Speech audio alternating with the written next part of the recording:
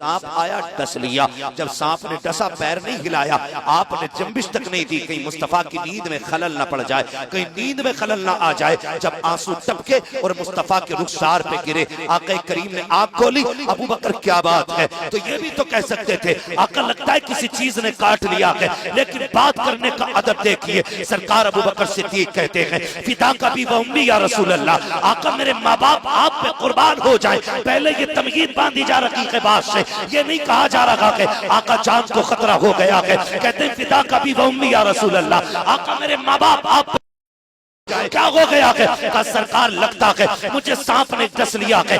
मैं तो पूरी दुनिया को चैलेंज करता हूँ, हमारे दीन का आइडियल जो है ना, कोई मुगल शासक नहीं, हमारा इस्लाम बादशाहों से नहीं आया, हमारे मजहब को लाने वाले मुगल नहीं है, हमें दीन देने वाले ये बादशाह नहीं है। हमारा दीन अगर लेकर के आया है कोई, तो उस जात को गरीब नवाज अजमेरी कहा जाए।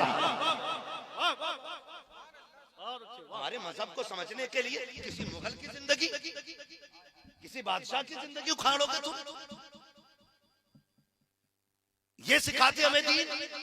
हमने दीन सीखा है नबी के अबू बकर से, इश्क भी उन्हीं से सीखा है, प्यार भी उन्हीं से सीखा है, मोहब्बत भी उन्हीं से सीखी है। कितना प्यार, कितना प्यार, तारीख गवाह है। हुजूर ने हिजरत फरमाई, बिस्तर पे किसको लेटाया? बोलें, हजरते अली को। साथ किसके चले? ये जितने लोग उमरा करके आए ना, इनसे जाके गारे शोर की ऊंचाई पूछो, कितनी ऊंचाई है। अबू बकर सिद्दीक हुजूर को कंधे पे बैठा के पंजों के बल चले। आज बड़े बड़ों की पिंडलियां दर्द कर जाती हैं, सिद्दीक पंजों पे लेके चले और जाके दरवाजे के बाहर उतारा। हुजूर अंदर मैं जाता हूं। क्यों? हुजूर मैं देखूं ना अंदर सफाई है कि नहीं। एक बात तो समझ में आ गई, जिस दिल में हुजूर आते हैं उस दिल में पहले अबू बकर आया करते हैं। जब तक अबू बकर मुआयना नहीं कर लेते हुजूर अंदर जवाब नहीं भाई, हुजूर अंदर आते ही नहीं है। अबू बकर सिद्दीक अंदर गए। आज लोग पगड़ियां बचाते हैं, हुजूर की अजमत में भौंका गया, लोग मसला समझ के बैठे रह गए खानकाहों में। किसी ने पगड़ी बचाई, किसी ने जुब्बा बचाया। अबू बकर तेरी अजमतों पे कुर्बान जाऊं। कार के अंदर गए, सुराख देके अमामे के टुकड़े किए, एक एक सुराख बंद किया और बता दिया लोगों, जब बात मुस्तफा की हो तो अमामे नहीं बचाए जाएंगे, बल्कि मुस्तफा की अजमत और नामूस पे पहरे दिए। मसलके आला हजरत अज़मत मुस्तफा, माशाअल्लाह, बहुत अच्छे, वाह। एक एक सुराख बंद किया, किस चीज से? अमामा, क्या कहने, वाह वाह। एक एक सुराख। हुजूर आ जाएं, सफाई हो गई है। हजरत अबू बकर सिद्दीक अंदर, हुजूर आ गए। फिर देखो, गोद अबू बकर की, सर मेरे मुस्तफा का था। ऐसा नसीब हो तो ला के दिखा, तेरी 70 पुश्तों में इतनी नेकियां नहीं होंगी जितनी एक गार में नेकी मेरे अबू बकर सिद्दीक ने कर डाली है। एक बंदा लाके 70 पुश्तों की सारी नेकियां उठा, मैं अबू बकर की वो गोद वाली नेकी लेके आता हूं। खुदा की कसम, गोद में अबू बकर के हुजूर का सर है। अजीब मंजर था। हुजूर सो गए, अबू बकर जागते रहे। मुझे तो पहली बार पढ़ा तो हैरत भी हुई। हुजूर इतने हमदर्द थे कि हुजूर के घर में खादिमा रहती थी। गर्मी का मौसम था, नींद लग गई। हुजूर ने फरमाया, आयशा जी या रसूल अल्लाह का पंखा लाएं। उम्मुल मोमिनीन आयशा सिद्दीक़ का पंखा लेके आई। हुजूर अपनी हवा करें? कहा नहीं, आपने लिया और खादिमा के ऊपर पंखे से हवा करना शुरू कर दिया। खादिमा के ऊपर। उम्मुल मोमिनीन आयशा सिद्दीक़ा कहती हैं, रसूल अल्लाह आप इसकी हवा कर रहे हैं? हुजूर ने फरमाया, क्या मुझे गर्मी लगती है तो ये मेरी हवा नहीं करती?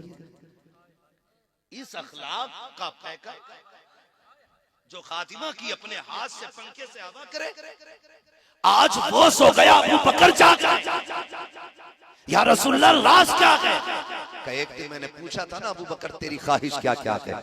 अबू बकर ने 3 हसरतें बयान की थी, 3 में से एक ये थी, मेरी तमन्ना रहती है हमेशा कि चेहरा मुस्तफा का हो, आंखें अबू बकर की होनी चाहिए। कहा जी भर के दीदार कर ले।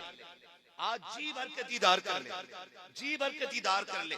इसलिए मुस्तफा सो गए, अबू बकर ज़ियारत करते रहे। तारीख गवाह है, वाकया सुनाना मकसूद नहीं है। सांप आया, डस लिया। जब सांप ने डसा, पैर नहीं हिलाया, आपने जंबिश तक नहीं दी, कहीं मुस्तफा की नींद में खलल न पड़ जाए, कहीं नींद में खलल न आ जाए। जब आंसू टपके और मुस्तफा के रुखसार पे गिरे, आका करीम ने आंख खोली। अबू बकर क्या बात है, तो ये भी तो कह सकते थे आका लगता है किसी चीज ने काट लिया है, लेकिन बात करने का अदब देखिए। सरकार अबू बकर सिद्दीक कहते हैं, फिदा का भी व उम्मी या रसूल अल्लाह, आका मेरे माँ बाप आप पे कुर्बान हो जाए। पहले ये तमहीद बांधी जा रही है बात से, ये नहीं कहा जा रहा है आका जान को खतरा हो गया है। कहते हैं फिदा का भी व उम्मी या रसूल अल्लाह, आका मेरे माँ बाप आप पे कुर्बान हो जाए। क्या हो गया है? का सरकार लगता है मुझे सांप ने डस लिया है। मुस्तफा उठे, अपना लुआब लगाया, अबू बकर सिद्दीक ठीक हो गए। अल्लाह अकबर, तारीख गवाह है। जो ये कहते हैं नबी किसी को कुछ नहीं देते, मैं पूछना चाहता हूँ, देख तो सकी लुआब लग जा रहा है, शिफा मिल जा रही है, तो क्या गलत कहा मेरे इमाम ने? आपने कहा था जिनके तलवों का धोबन है आबे गया है वो जाने मसीहा। हमारा नबी मेरा इमाम कहता है कौन देता है, देने को मुंह चाहिए, देने वाला है सच्चा हमारा। नारे तकबीर, नारे रिसालत, मसलके आला हजरत हजरत अल्लामा मुफ्ती हम्माद रजा साहब कुल्ला। नारे तकबीर, नारे रिसालत। वाह वाह, हुजूर ने लुआब लगाया।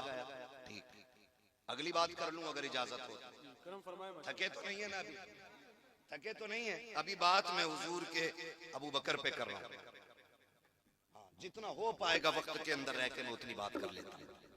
सब पे बात तो मुकम्मल मुश्किल हो जाएगी। हजरत अबू बकर सिद्दीक रज़ी अल्लाह ताला गार के अंदर कितने दिन रहे? बोलें बोलें, जोर से बोलो, सही बोलो। सलामत रहे, माशाअल्लाह। ये फायदे रहते हैं जलसों के और तकरीरों के, काफी दिन तो महफिलों से आ जाता है। कितने दिन रहे? जोर से, कितने देर? 3 दिन रहे। एक दिन प्यास लग गई हजरत अबू बकर सिद्दीक को। हुजूर प्यास लगी है, अब मांग किससे? बोले हुजूर से। हुजूर अलग से आए थे ना? नहीं ना, साथ ही में थे। आका कहते थे अबू बकर जहां तू वहां मैं, जो तेरा हाल वो मेरा हाल, मैं पानी की दर से लाऊं। हुजूर ने मुस्कुरा के देखा, फरमाया जाओ गार के बीच में चले जाओ, वहां पानी अपनी प्यास बुझा लो।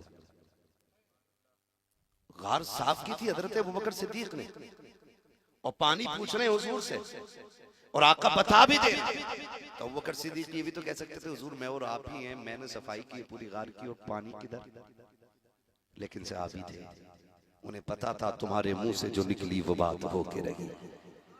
उठे और गए, बीच गार में पहुंचे, पानी का प्याला रखा हुआ था, पिया, आ गए, पानी पी लिया था, बात खत्म हो जाती।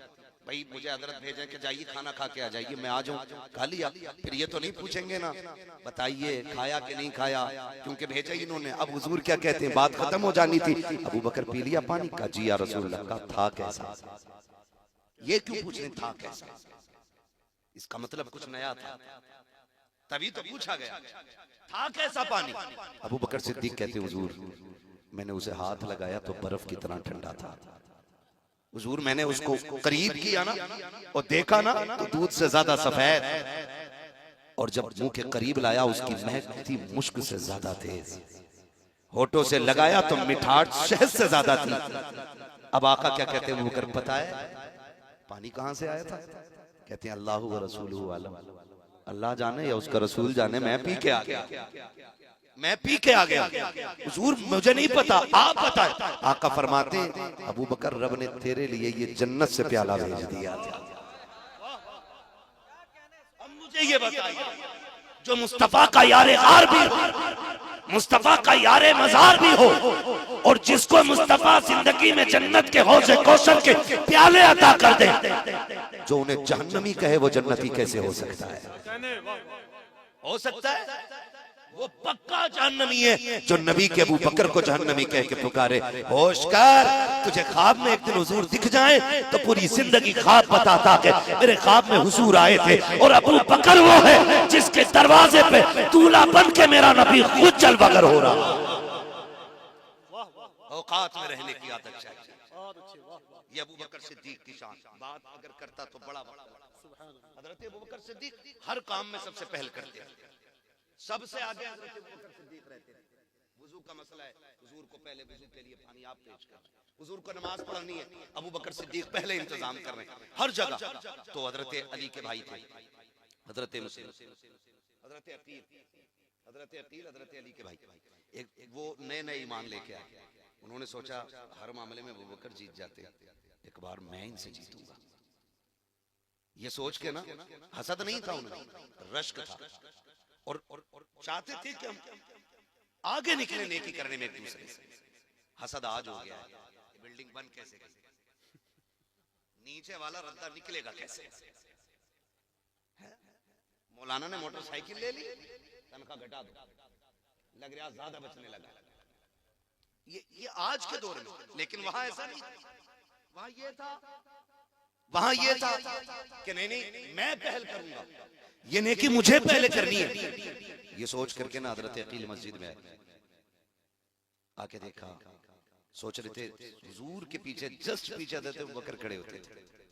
सोचा आज इनसे पहले मैं जाके बैठ जाऊं, देखा अबू बकर सिद्दीक पहले से बैठे हुए थे। आगे उठा दिया, उठे अबू बकर, हजरत अली भी मस्जिद में उठाया, कहने लगे पीछे हट जाइए। हजरत अबू बकर पीछे, फिर उनका अदब और उनका प्यार देखे, खानदान है ना हुजूर का, कहते शहजादे इजाजत हो तो यहां बैठ जाओ, पूछ रहे हैं। लेकिन हजरत अकील ने कहा और पीछे जाइए, आप फिर एक सब पीछे हो, यहां कहा और पीछे जाइए, कहा यहां बैठ जाऊं, कहा नहीं और पीछे जाइए, आखिरी सफा पे अबू बकर उनकी मर्जी के बगैर बैठे नहीं। कहां गए ये लड़ाने वाले, आग लगाने वाले, इनकी नस्लें तबाह हो जाएंगी जो इल्जाम तराशी करते हैं। हजरत अबू बकर सिद्दीक सबसे पीछे आ गए, बैठ गए। नमाज पूरी हुई, हजरत अली उठे और हुजूर की बारगाह में, हुजूर जी अकील को बुलाएं, जरा डांट दे थोड़ा सा। क्या हुआ? कहा आज मस्जिद में बड़ा अजीब मसला हो गया। कहा क्या? कहा आज उसने ना अबू बकर को अगली सबसे पिछली सफ में भेज दिया। अब हुजूर तो कुछ नहीं बोले ना, कुछ नहीं बोले। हुजूर फरमाते हैं अकील को छोड़ो, ये बताओ मेरा अबू बकर क्या कह रहा था। ये रिश्ते कहते ये बताओ मेरे अबू बकर ने क्या कहा। हजरत अली कहते या रसूल अल्लाह, अकील ने कहा पिछली सब कहा, फिर पीछे पहुंचे, कहा और पीछे, और पीछे हो गए, आखिरी सफा गई। सरकार अबू बकर ने कुछ नहीं कहा था, लफ्ज शहजादे कह करके उनकी अपनी जबान में कहा, इजाजत लेते रहे, जहां मिली वहां बैठ गए। सरकार फरमाते कोई मेरे अबू बकर को बुला लाए। हजरत अबू बकर सिद्दीक आए हैं। हजरत अबू बकर सिद्दीक के आते ही मुस्तफा अबू बकर सिद्दीक का चेहरा देख रहे हैं। हजरत अकील बगल में बैठे हुए हैं, और बगल में बैठे हुए हजरत अकील, सरकार दो आलम सल्लल्लाहु तआला अलैहि वसल्लम ने हजरत अकील के कंधे पे हाथ रखा हुआ है और बात अबू बकर सिद्दीक से कर रहे हैं, और कहते अबू बकर यार बताना क्या हो गया था मस्जिद में, क्या हो गया था मस्जिद में। मुस्कुरा के कहते आका कुछ भी तो नहीं, एक शहजादे की जिद पूरी कर रहा था जिसमें शहजादे की रजा थी, अबू बकर भी उसमें राजी हो गया था। आका बात कुछ भी तो नहीं थी। हजरत अली कह रहे हैं आका पूछो ना अकील से, ये बताएगा इसने क्या किया। आका करीम ने अबू बकर से पूछा अबू बकर कोई तकलीफ का? सरकार कोई तकलीफ न की, हम तो आपकी हर मर्जी पर राजी हैं। इतनी बात जब फाइनल हो गई, अब मुस्तफा ने हजरत अकील के कंधे पे हाथ रख के कहा था अकील तुझे पता है मेरा अबू बकर कौन है? सुन अबू बकर वो है जब मक्के में मुझ पे लोगों ने हमले किए थे, अबू बकर ने अपना जिस्म पेश किया था। तुझे बताऊं अबू बकर कौन है? जब कांटे बिछाए जाते थे मेरी राह के कांटे अबू बकर ने चुने थे। तू जानता है अकील अबू बकर कौन है? सुन जब हिजरत की रात आई थी तो सवारी मेरे लिए देने वाला अबू बकर था। तुझे पता है ये कौन है जो गार में 3 दिन मेरे साथ रहा? अबू बकर वो है जिसे सांप ने काटा, अबू बकर वो है जिसका सफर मेरे साथ रहा। तुम्हें पता है यकीन अबू बकर कौन है? जिस मस्जिद में बैठा है तू बैठा इसमें है, लेकिन इस मस्जिद की कीमत मेरे अबू बकर सिद्दीक ने अदा की। नारे तकबीर, नारे रिसालत, मज़हबे इस्लाम, अज़मते अबू बकर। ये शान सरकार अबू बकर सिद्दीक की। हुजूर फरमाते हैं सुनो, आखिरी बात हुजूर ने हल कर दी। फरमाया सुनो अकील, जब कयामत होगी ना, सुभान अल्लाह, मैं सबके एहसानों का बदला दे चला हूं, क्या कहने, वाह वाह। लेकिन मेरे अबू बकर का बदला बाकी है। कहा ये मैं नहीं दूंगा, मैं हाथ पकड़ के लेके जाऊंगा अबू बकर का रब की बारगाह में। मैं कहूंगा मालिक मैं सबके बदले दे के आया हूं, अबू बकर के एहसान का बदला तू अता फरमा दे। तो शुक्र है हम उमर वाले भी हैं, हम अबू बकर वाले भी हैं, हम मौला अली वाले भी हैं, हम उस्मान गनी वाले भी हैं, हम मुस्तफ़ा के सारे यारों को मानते हैं, हुजूर के सारे वफादारों को मानते हैं। आज जरूरत हमारे लिए जो सबसे अहम है वो ये है कि हमें हुजूर के सहाबा की जिंदगी को अपनी जिंदगी में उतारना है। ये सबसे ज्यादा अहम बात है। सबसे ज्यादा अहम बात यह है कि हुजूर का किरदार हमें अपनी जिंदगी में लाना है। हम कोशिश ये करें कि हमारी सुबह शाम ऐसे होने चाहिए जिससे खुदा भी राजी हो और मदीने वाला मुस्तफ़ा भी राजी हो। ये कोशिश करनी है नौजवानों। कोई मसला नहीं है, 4 दिन जी लोगे, 5 दिन नारे लग जाएंगे, 6 दिन लोग बातें कर लेंगे, लेकिन जब मौत आएगी ना तो वहां यहाँ वाले इश्तिहार और कैलेंडर काम नहीं आने, यहाँ के नारे वहां काम नहीं आने। वहां सिर्फ एक सिक्का चलता है और वो सिक्का मेरे नबी की गुलामी का सिक्का है, वो हुजूर की गुलामी का सिक्का है। कामयाब वो नहीं है जिसने 4 बीघे जमीन छोड़ी, आगे पीछे अपनी बिल्डिंग और इमारतें छोड़ गया। कामयाब वो है जो अपने पीछे छोड़ी जाने वाली औलाद को मुस्तफा का वफादार बना के छोड़ गया है। वो सबसे ज्यादा कामयाब, सबसे ज्यादा कामयाब जिसकी जिंदगी ऐसी। आज ना हमें तो मालूम ही नहीं, दीन हमने जो है ना अपनी मर्जी के मुताबिक बना रखा है, मर्जी के मुताबिक। कुरान कहता या अय्युहल्लज़ीना आमनू उदखुलू फिस्सिल्मि काफ़ा, ए ईमान वालों पूरी तरह से इस्लाम में दाखिल हो जाओ। तुम्हारा जाहिर भी इस्लामिक होना चाहिए और तुम्हारा बातिन भी इस्लामिक होना चाहिए। पूरे पूरे हो जाओ। ये नहीं जलसों में तो हम दीन पे हैं और यहाँ से निकले आ गई बारात, बज गया बाजा, डीजे चल रहा है, फिर भी हम मुसलमान हैं। पूरे पूरे दाखिल हो जाओ। हर जगह हर लम्हा हमें लोग देख के ये न कहें कि पता नहीं कौन जा रहा है, हमारा किरदार बता दे मुस्तफा का वफादार जा रहा है। ऐसी जिंदगी हमें गुजारनी है। सबसे ज्यादा जरूरी इस वक्त है तो वो यही है कि आका करीम का किरदार लोगों के सामने रखा जाए। ये तमाम जिम्मेदार लोग बैठे हुए, मैं पूरी जिम्मेदारी के साथ कह सकता हूँ कि हम हमारे सजदे देख के लोग मुसलमान नहीं होंगे, हमारे रोजे देख के लोग मुसलमान नहीं होंगे। ये तो हमारी वो फर्ज इबादत है जो हमें खुल के छुप के हर हाल में करनी है। लेकिन जानते हो सबसे बड़ा असर जो पड़ता है वो किरदार का पड़ता है, अखलाक का पड़ता है। आज तक कोरोना था ना, हाँ कोरोना का ही तो दौर था जो मुस्लिम नौजवानों ने पानी जब पिलाया था रोड पे चढ़ के तो जात देख के नहीं पिलाया था, प्याज देख के पिलाया था। आज तक उसकी मिसाल नहीं मिलती। क्यों? क्योंकि अखलाक जो है ना ये दूर तक जाता है। आप किससे कैसे मिलते इसका असर सबसे ज्यादा पड़ता है। आपके रवैये लोगों के साथ कहते इसका सबसे ज्यादा असर पड़ता है। लेकिन आज अखलाक की सबसे बड़ी कमी है, सबसे बड़ी कमी अखलाक की। मैं कहूं अगर मुझे जगह ना मिले ना यहाँ बैठने की तो मैं नीचे बैठ जाऊंगा, तो मैं सबको गाली दूंगा ऊपर वालों को। मेरे जैसे आदमी को ऊपर बैठने की जगह नहीं। ये मामला है। और अगर हमारे समाज का कोई थोड़ा सा मशहूर आदमी आ जाए तो वो चाह रहा है मेरा बाप भी मेरे लिए उठ के खड़ा हो, वो इस्तकबाल करे हमारा। नहीं, ये बिल्कुल नहीं होना चाहिए। हुजूर का किरदार आप देखिए, हुजूर का किरदार। हुजूर की बारगाह में जब अदी बिन हातिम आए ना हुजूर की बारगाह में, और आका करीम को चेक करने के लिए आए थे कि मेरी बहन ने जो कहा है वो सच है कि नहीं। सिर्फ चेक करने आए थे। हुजूर की बारगाह में आए, बैठने की जगह नहीं थी। हुजूर की बारगाह में महफिल लगी हुई थी, जगह नहीं बची थी। मुस्तफा ने मुजम्मिल वाली चादर दी, इसका क्या करना है? मेरा नबी फरमाता इसे बिछा के बैठ गए। हैरत में पड़ गए। अदी बिन हातिम, ऐसा तो आज तक कोई देखा ही नहीं। फिर उन्होंने चादर को लिया और सीने से लगाया। क्या महबूब ये बिछाने के लिए नहीं है तो सीने से लगाने के लिए। कहा जब इतना बड़ा आदमी होते हुए अखलाक इतना आला है कि अपनी चादर बिछाने दे दे, फिर जो दीन वो लेके आया होगा वो दीन कितना आला रखा होगा। तो ये चीजें होती हैं जो हमें मजबूत करेंगी, ये चीजें होंगी जो हमें बेहतर करेंगी। आज ना नए नए गालिबन अदद तकरीर में कह रहे थे कि वो क्या है, सास के साथ शादी कर ली किसी ने, दामाद लेके निकल लिया भाई। ये बात चल रही थी। मैं आपसे एक बात कहूं, मैं एक बात जानता हूं, जो भी शरीयत की हदें तोड़ेगा वो रुसवा और जलील जरूर होगा। ये क्लियर। जो भी शरीयत की हदें तोड़ेगा उसे रुसवा होना है। अगर आप एहतियात नहीं रखेंगे तो फिर ये जिल्लतें हमारा मुकद्दर बनेगी, फिर ये जिल्लतें हमारा मुकद्दर बनेगी और कोई बचा नहीं सकता।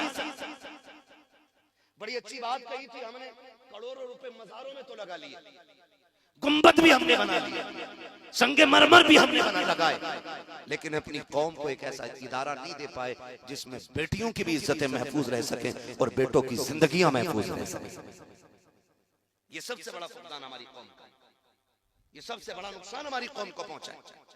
खुदारा थोड़ा सा होश के नाखून ले और इदारे मजबूत करें, इदारे मजबूत करें। और अब तो मजबूत क्या, जो हैं उन पे आबनी हुई। अब तो वो खतरे में आ गए जो हैं, नए बननी तो बड़ी बात, जबकि हमारे इदारे लोगों में शराफत तकसीम करते हैं, प्यार बांटते हैं, मोहब्बत बांटते हैं, हुजूर का किरदार लोगों तक पहुंचाते हैं। मैं आपसे कहना चाहता हूं, अपने बच्चों को दीन दीजिए, हुजूर का किरदार इनके सामने रखिए और इन्हें पढ़ाइए और ये भी बताइए कि एक सबक याद रखना कि मोहम्मद से वफा तूने तो हम तेरे हैं, ये जहां चीज है क्या लोहो कलम तेरे हैं। हमें अपनी नस्लों को महफूज करना पड़ेगा, अपनी नस्लों को। आज नस्लें महफूज नहीं है, नस्लें महफूज नहीं है। शादी का सालक चल रहा, एक तो फोन करके कह रहा तारीख दे दो वरना देवबंदी हो जाऊंगा। सारे जोर हम पे ही है, कह रहा तारीख दे दो वरना डांस कराऊंगा। ऐसा लगता है कि उम्मत हम ही है, ये नहीं। अजीब मसला लोगों का यार। हमें वक्त नहीं है तो तू डीजे बजाएगा, हम नहीं आएंगे तो तू नाच कराएगा। ये क्या है? ये दीन की कमजोरी है। वरना जितनी दीन की जिम्मेदारी मेरे ऊपर है उतनी जिम्मेदारी हर नौजवान के ऊपर। ये नहीं कि मेरी बेटी कनीज़े फातिमा ज़हरा बने और आपकी बेटी बार डांसर बने, ये मतलब बिल्कुल नहीं है। मतलब ये है कि जितनी जिम्मेदारी मेरी बेटी के सर पे है उतनी की जिम्मेदारी आपकी बेटी के सर पे है। लेकिन किधर जा रहे हैं? तारीख दो वरना डीजे बजवाऊंगा। बजवा ले, हमारे बाप का कहना। कल तो हद कर दी, परसों फोन करके कह रहा तारीख दे दो वरना वहाबी हो जाऊंगा। इससे क्या मसला है? कोई रास्ता ही नहीं बचा। ये हालात ऐसे बनते चले जा रहे हैं।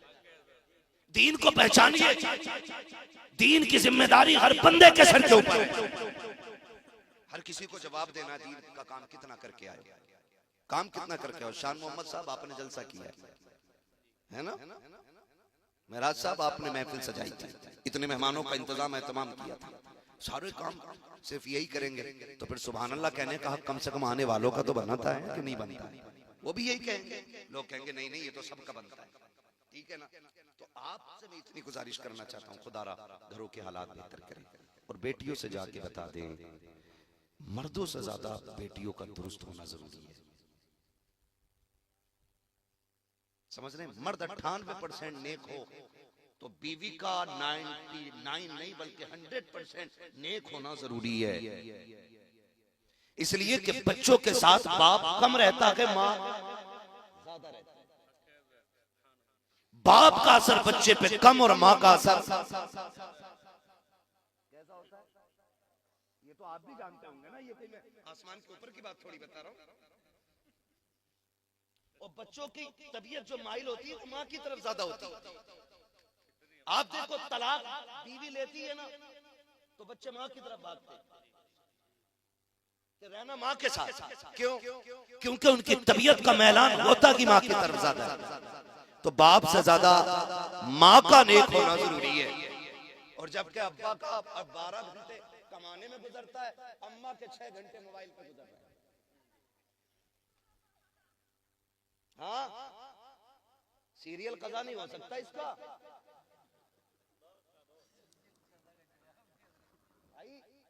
सही कह रहा हूं, ये कंडीशन है इनकी। 5 मिनट पहले आटा गूंद के रख देते, हाथ धो के फ्रेश हो के क्या अब सीरियल नाटक आने वाला वो जरूर देखना है। और बूढ़ी बूढ़ी सबसे आगे बैठती है, वहां सदारत होती है, आंखों में देखो अब दिखता नहीं है साफ, लेकिन सबसे आगे बैठ के करी लल्ली अब बता अब क्या हो रहा, अब क्या हो रहा, अब क्या हो रहा। इस बूढ़ी से क्या ईशा पड़ी है का घुटने काम नहीं करते, फजर पड़ी है मुसल्ला नहीं दिखता, ओ मेरी माँ हैरत कर, तुझे टीवी दिखती है, रब का कुरान नहीं दिखता, तुझे टीवी दिखती है, मुसल्ला नजर नहीं आता, मौत का वक्त करीब आ गया है, अब तो तौबा कर ले वरना सब होंगे, तुझे बचाने वाला कोई नजर नहीं आएगा। जाओ जाके बताओ बेटियों से, और जितनी बेटियां अगर मौलवी कोई तकरीर कर देना कि बेटियों को क्या जरूरत है, कहा मौलवियों के तो पेट में आग लगे, ये बात की जाती है।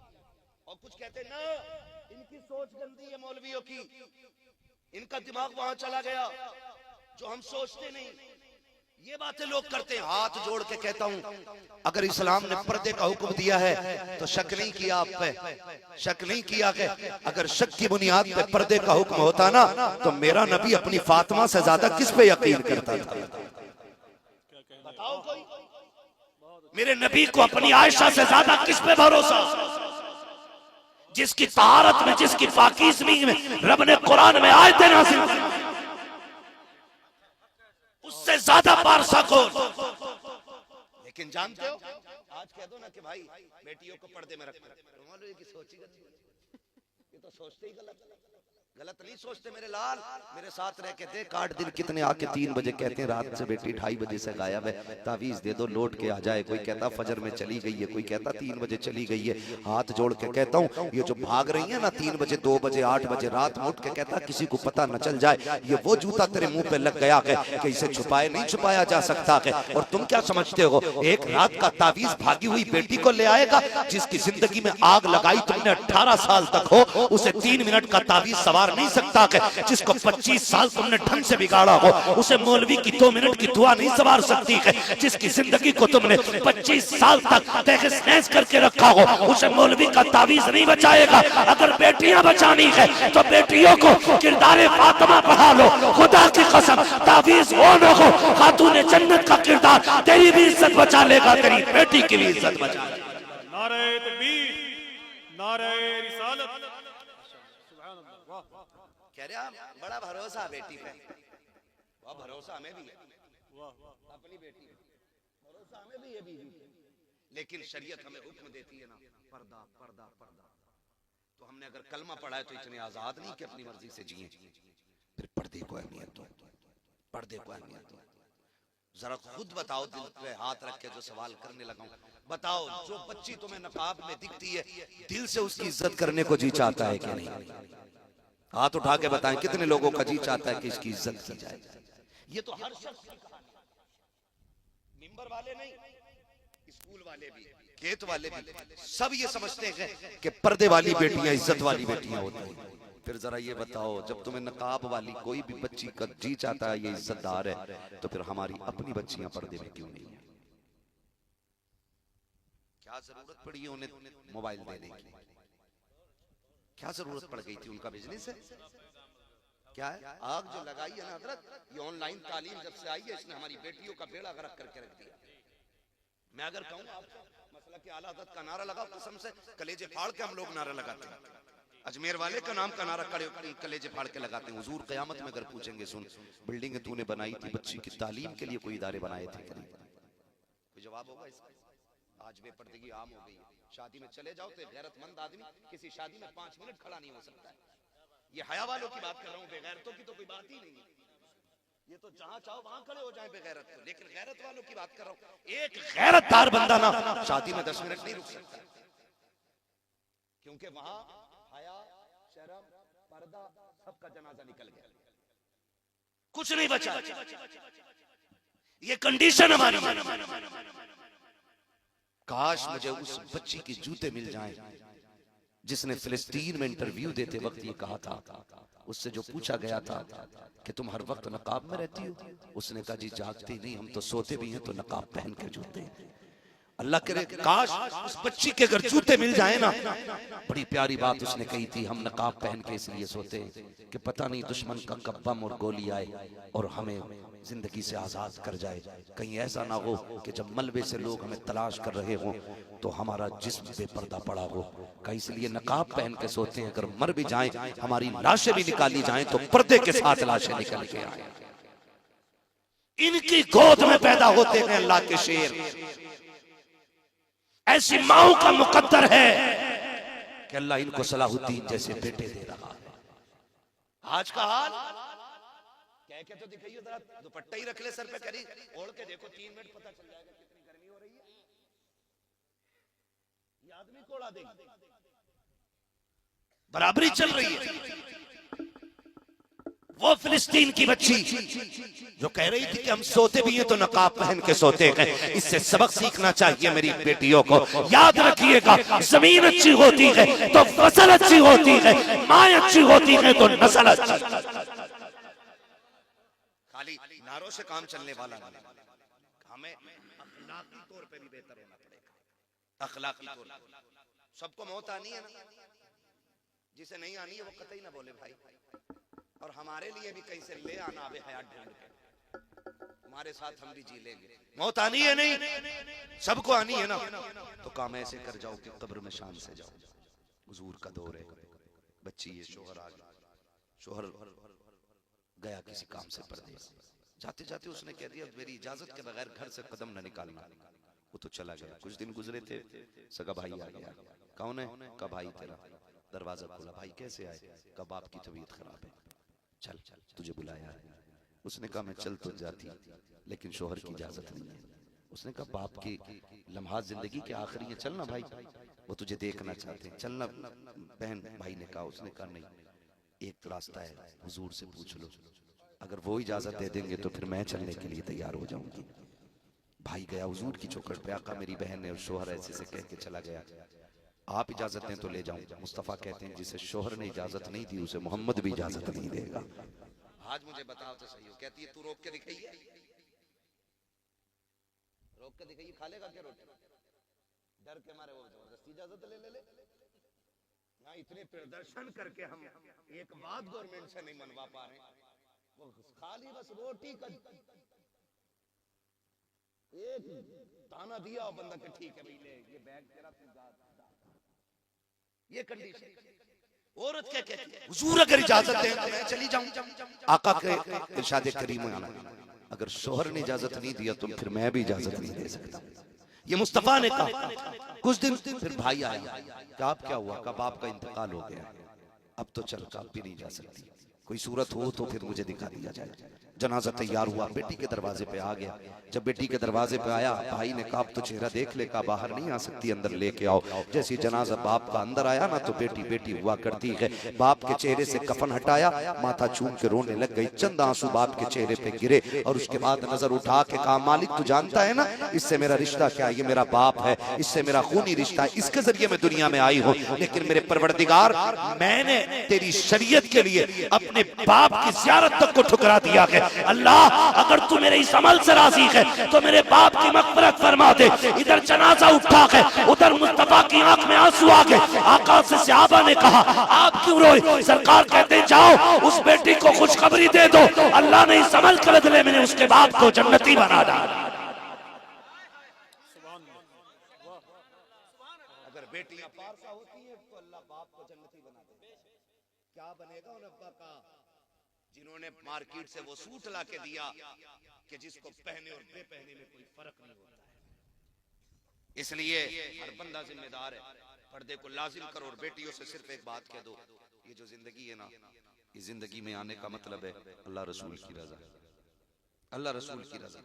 और जो बेटियां मुर्तद हो रही हैं ना गाड़ियों के चक्कर में और सोने के चक्कर में और होटलों के चक्कर में, खाने पीने के चक्कर में, सिर्फ एक बात जान लीजिएगा, ये चंद दिन के मेहमान हैं, हम फिर आखिरत का सामना करना है। इसलिए जाओ बेटियों को पर्दे की तलकीन करो। नौजवानों से गुजारिश है कि अपनी नजरों को पारसा कर लो, इतना खूबसूरत बना लो तुम अपनी नजरों को कि लोग तुम पे अपनों से ज्यादा भरोसा करने लग जाएं।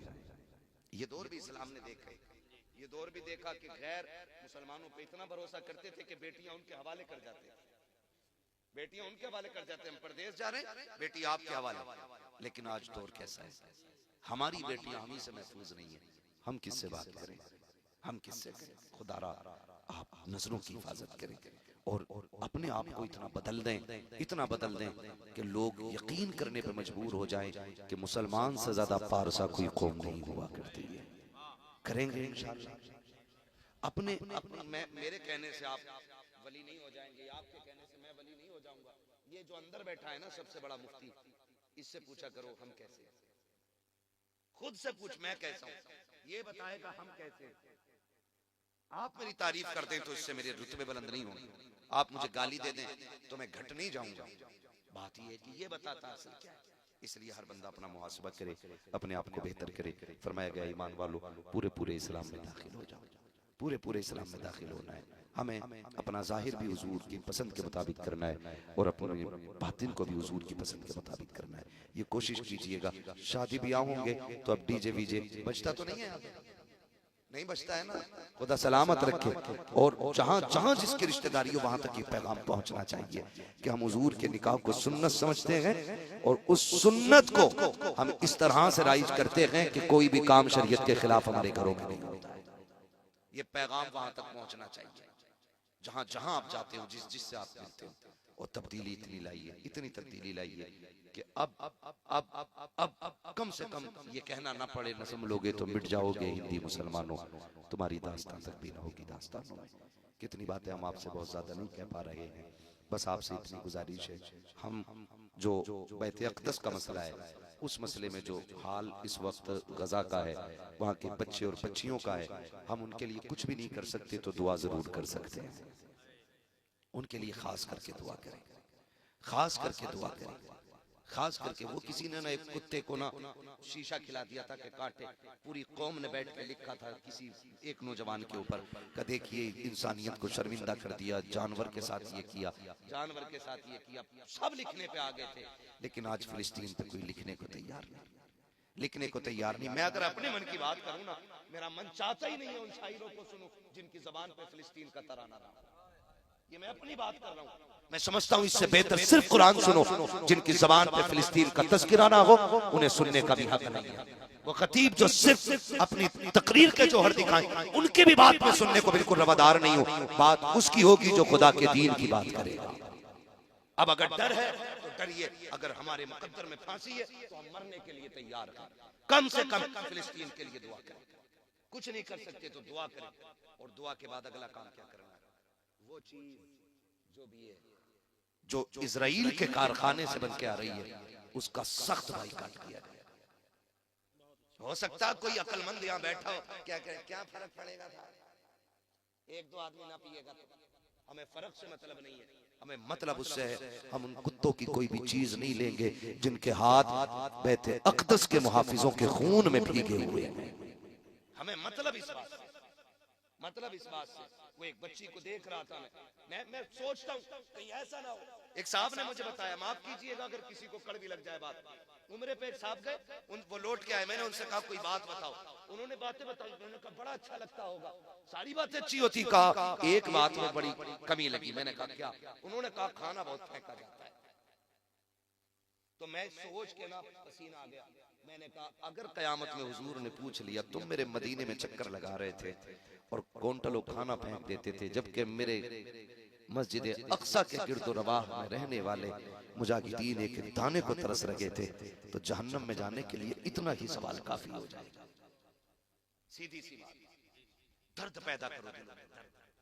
अगर दर्द नहीं है तो फिर रोया करो उठ के कि इस सीने में दर्द क्यों। अजीब मंजर, वो उस बच्ची ने क्या कहा था, उसने कहा था मैं जब हुजूर की बारगाह में जाऊंगी ना तो जाके शिकायत करूंगी इस उम्मत की। याद है ना वो जुमले, याद रख लेना। कितनी लंबी लंबी दाढ़ियां हो जाएं, कुर्ते जितने चाहो नीचे पहन लो, जितने चाहो माथे पे ठप्पे लगा लो। फिलिस्तीन की उस औरत ने कहा था या रसूल अल्लाह कयामत में इन मुसलमानों की बख्शिश न कराना, इनकी शफाअत न कराना। ये वो बेगैरत है कि हम मरते रहे और ये ऐश के साथ सोते रहे, हम टूटते रहे और ये अपनी अय्याशियों में डूबे रहे। और तुम्हें खुदा का वास्ता कुछ न कर सको तो इतने तो साथ खड़े हो जाओ, ऐलान कर दो कि सुनो बैत अक़दस वालों, अगर यहूद और नसारा ये रहने वाले इजराइल के कुत्ते अगर तुम्हारे